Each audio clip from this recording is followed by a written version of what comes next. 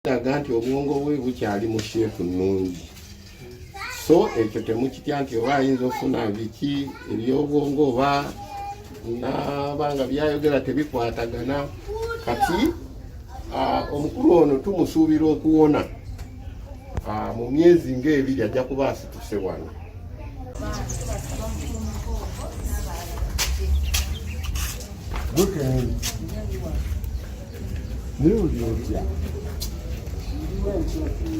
Mwana wange yafunye akalungi kano akatabona kaali kabaddewo naye sooke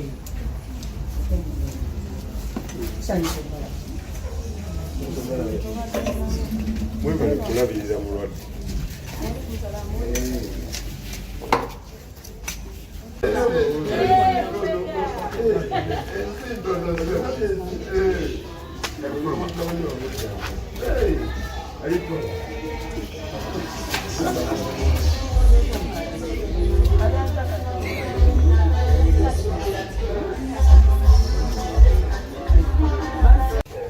Omukulu ono eggumba ery'ekisambi lyeryakutuka bw'otunula ennyo era oliraba ligize bweriti. Mu lusawo kye tuyita mid third of femur eyo okugulu okwa left, then nafuna dislocation ey'omukono ogwa right.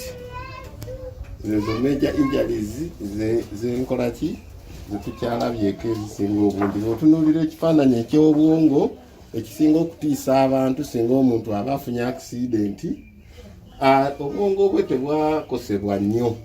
Ekifaananyi kiraga nti obwongo bwe bukyali mu sheepu nnungi, so ekyo temukitya nti oba ayinza ofuna biki ebyobwongo oba nabanga byayogera tebikwatagana.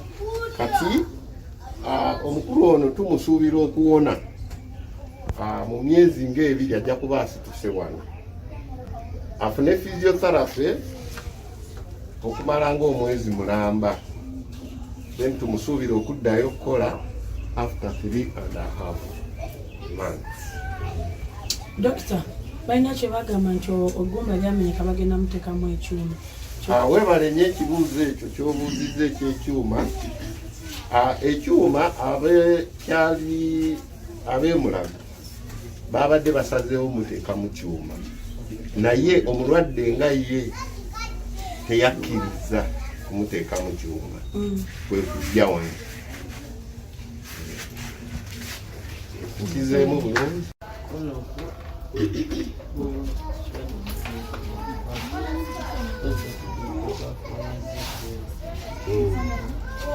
Wansi ekisambi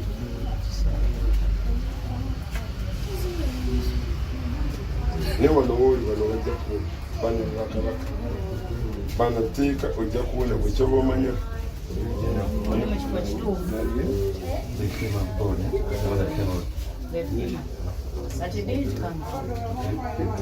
But the joint's okay. The joint is too. They're okay. They just have a shock. Ne bulumi kati bugenze bugenda mpolampola. Obulumi okuva we yazze wano kyo ekyamazima naye yennyini yeeyogerera mufuddeko every minute tumukyekingako tulabe nga naffe tubasanye.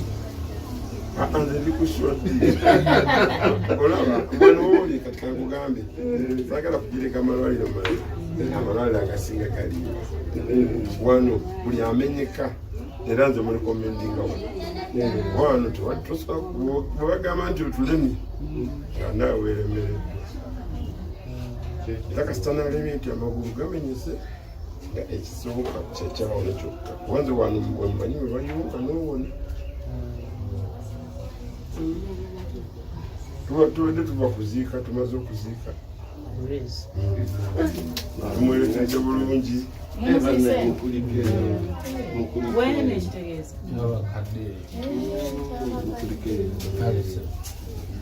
ate era amawulire amalala ge tufunye amabi n'omulala afudde. Ani afudde? Mugala bagafa. oyo omusajja ani oli wakalulu oli kibagambye akalulu oyo omusajja atwamba nagenda kufiira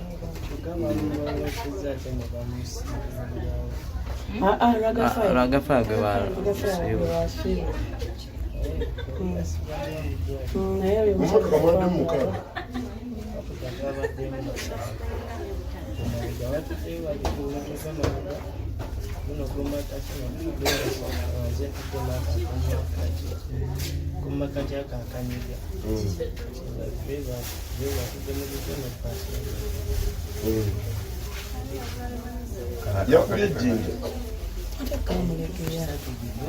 kamulegeya yafa ali ludda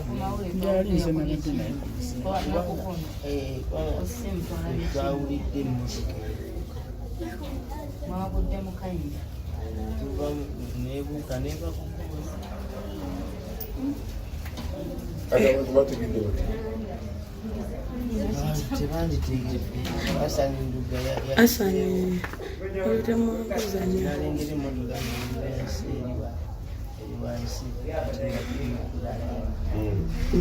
sewa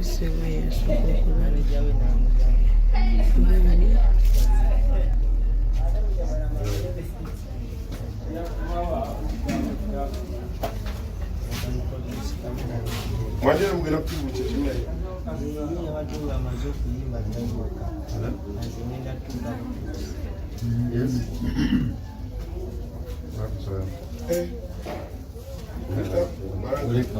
otwetegereza emmotoka nalabye nga kuona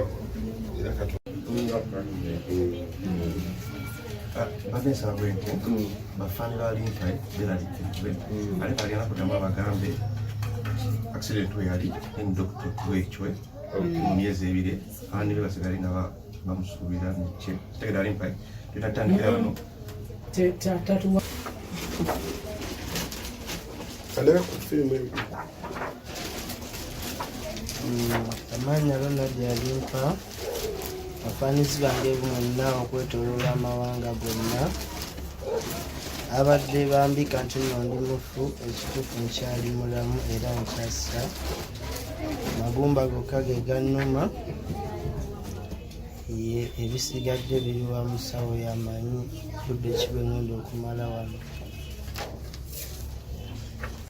Mabiriza Herbal Products Limited tulinawo eddagala eriyamba abaami n'abakyala Sumuluzo Money Power Extra Complete Man Herbal Mouthwash Coffee ayambira ddala ffe abaami tulinawo kaama k'abakyala Tightening Powder oyagala okugeza ebbina eddagala eriyamba okwongeza ku balongo oyagala okusereza nabunyaayo oyagala okufunza nabunyaayo enywere Express Water Tightening kadde agoba infection mu baami n'abakyala ate nga tulinawo sabbuuni ono sabbuuni ayamba abaami n'abakyala tulinawo ebizigo by'abaana n'abantu abakulu enkumbi eyambira ddala mu kisenge tulinawo obutiiti ate nga tukolera ne oda yo bakyala bannange ekyama kiri ku Mabirizi Herbal Products nze najja wano nga sina kabina nga sefiringa naye mukwano we nagezesaako ku thika body cream ebbina nenfuna kati nze natambula nsagala ate era nenkozesaako ne ku Mabirizi lightening cream ndowooza kasikini mukalaba ayagala omanya ebisingawo kuba ku 0704 737 14